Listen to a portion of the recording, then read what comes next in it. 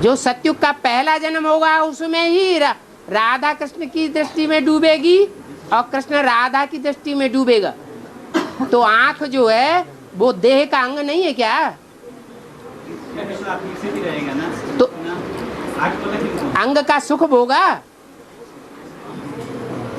आत्मिक स्थिति तो रहेगी, लेकिन कुछ परसेंटेज में देह का सुख होगा ना, इसलिए नीचे गिरना होगा।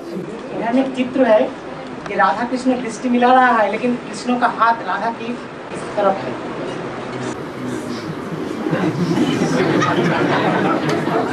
राधा का हाथ कृष्ण का हाथ में है। राधा का हाथ कृष्ण के हाथ में है।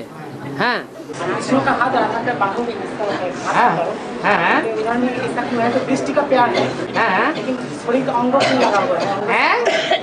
हाँ, तो दृष्टि का प्यार है। अरे वो बुद्धि रूपी हाथ दिखाया गया, सो भूल गए।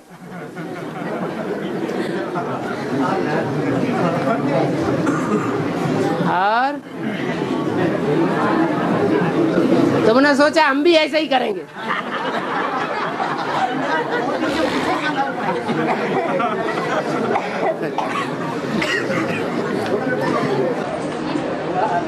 कैसे सृष्टि हुआ, कैसे हुआ, आत्मा कैसे हुआ? आत्मा कैसे हुई, आत्मा कैसे पैदा हुई, और सृष्टि कैसे पैदा हुई? कहाँ पहुँच गए? घूम घाम गए।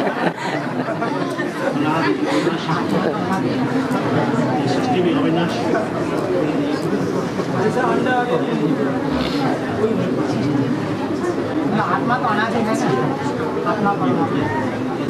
आत्मा को भी अविनाशी कहा जाता है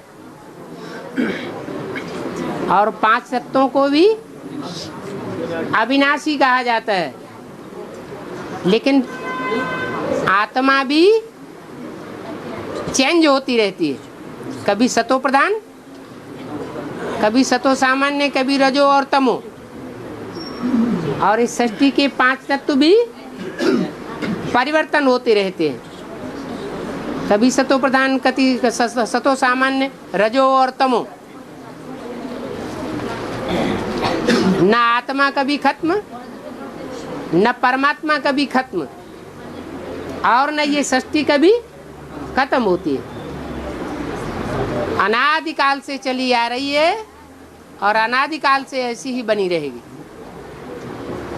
रूप परिवर्तन होता है। और ऐसा भी मूल्य में कहा है जो वृक्षो जो जड़, हाँ वृक्षों में प्राण है, ऐसा भी मूल्य में कहा है। तो वो वृक्षों में वो परम धाम में चले जाएंगे, वृक्षों जड़ सब ऊपर से धीरे धीरे अभर उतरेंगे, ऐसा बोला है। नया दुनिया जब होगा धीरे धीरे, हम बेसिक नॉलेज में सुना है। जो भी आत्माएं हैं उनमें मनुष्य आत्माएं सबसे ज्यादा चैतन्य है। मनुष्य आत्मा के मुकाबले और जो प्राणी हैं जड़त्वमयी वृद्धि वाले हैं। इसी प्रकार जो पौधे हैं, पक्षी हैं, कीड़े मकोड़े हैं, पशु हैं, वो नंबरवार चित्त शक्ति वाले हैं। किन्हीं में चित्त शक्ति ज्यादा है और किन्हीं में कम है। तो जिनमें जितनी जास्ती बौद्धिक शक्ति है, विनाश होने के बाद वो पृथ्वी से उतने ही दूर के वातावरण में रहेंगे। और जितनी चित्त शक्ति कम होगी, माने बौद्धिक शक्ति कम होगी, जैसे पेड़ पौधे, तो उतने ही पृथ्वी के नजदीक नजदीक रहेंगे, नजदीकी वातावरण में रहेंगे, परम धाम में।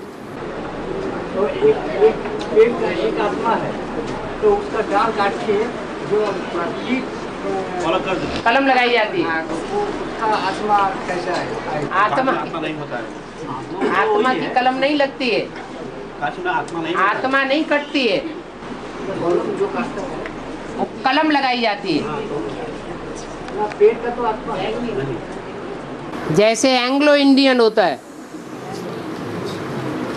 इंडियन माता है और अंग्रेज पुरुष है, तो बच्चे की पैदाइश नए तरीके की हो जाएगी। ऐसे ही पेड़ पौधों का भी ऐसे ही है। और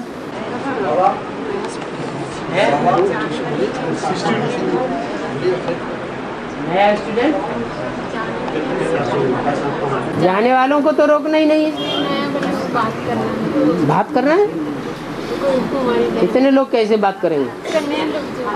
कन्याओं को बात करना है। आत्मा नहीं होता। आत्मा होती है, होती नहीं है तो जब जड़ काटी जाती है तो कुमलाने कैसे लगता है? पत्ते क्यों लटकने लगते हैं? कोई पेड़ की एक तरफ की जड़ काट दो तो सारे पेड़ के पत्ते नहीं मुरझाएंगे, कोई एक तरफ के पत्ते मुरझाने लगते हैं। काटा तो नीचे है, ऊपर क्यों पहुंच गया?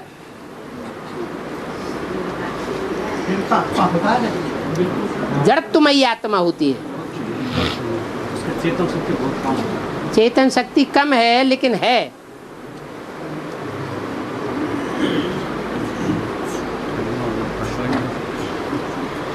कोई भी पेड़ का डाल डाली काट के बैठने के लिए वो पूछा ना भाई ने अभी।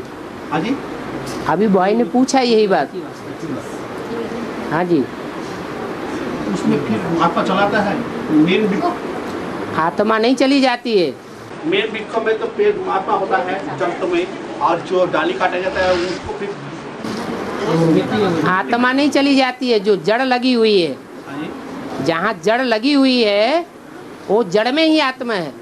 जो ऊपर की कलम काट के लगाई गई है उसमें तो सिर्फ परिवर्तन होता है। ऐसा कोई पेड़ है उसके कोई डाली काट के बैठा नहीं तो वो बच जाता है, वो मरता नहीं, फिर उसमें तो आत्मा होगा ना।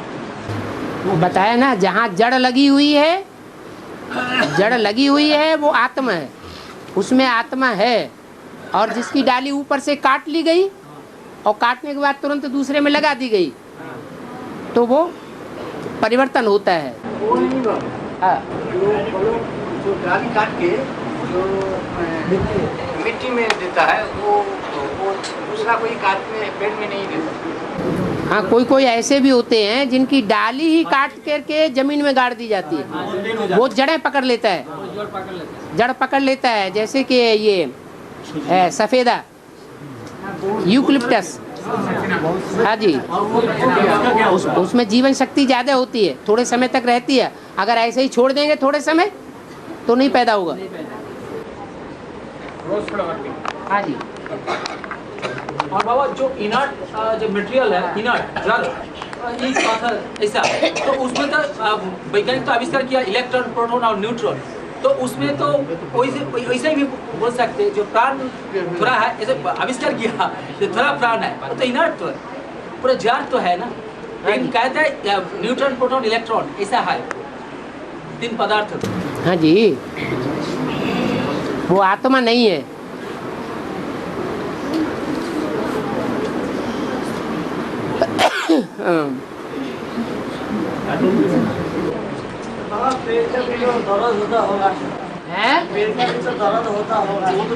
दर्द नहीं होता तो ऊपर के पत्ते कैसे कुमला जाते हैं?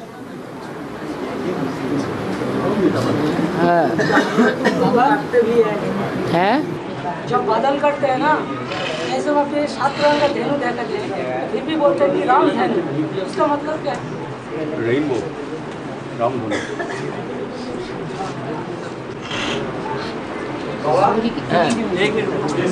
ये 5000 বছরের যে সৃষ্টিরূপী রঙ্গমঞ্চ দেখানো হয়েছে, ওর মধ্যে सृष्टिरूपी जो रंगमंच दिखाया है 5000 साल का, उसमें स्वदेशी स्वधर्मी का कितना जन्म होगा, स्वदेशी विधर्मी का कितना जन्म होगा और विदेशी विधर्मी का कितना जन्म होगा।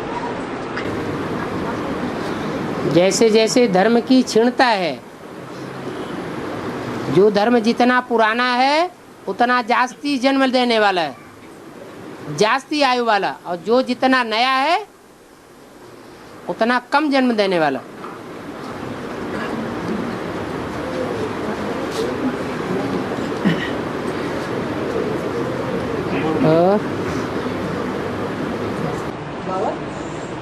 जब बादल करते हैं 7 रंग कैसे धेनु देखा था, इसलिए उसको बोलते हैं कि राम धेनु। इसका मतलब क्या है? तो सूर्य की किरणें पड़ती हैं, सूर्य की किरणें पड़ने से वो रंग बदल जाता है। ऐसे नहीं कि कोई राम का धनुष है। बरसात होती है तो ये संगम युग में भी ज्ञान की बरसात होती है। जब ज्ञान की बरसात पूरी होती है तो राम का धनुष सबको प्रत्यक्ष हो जाता है कि ये राम का पुरुषार्थ रूपी धनुष है, ये 7 रंगों वाला है, सप्तरंगी धनुष। माने दुनिया के जो भी धर्म हैं, उन सब धर्मों के सब गुण उस धनुष में समाये हुए हैं, सारी शक्तियां उसमें समाई हुई हैं।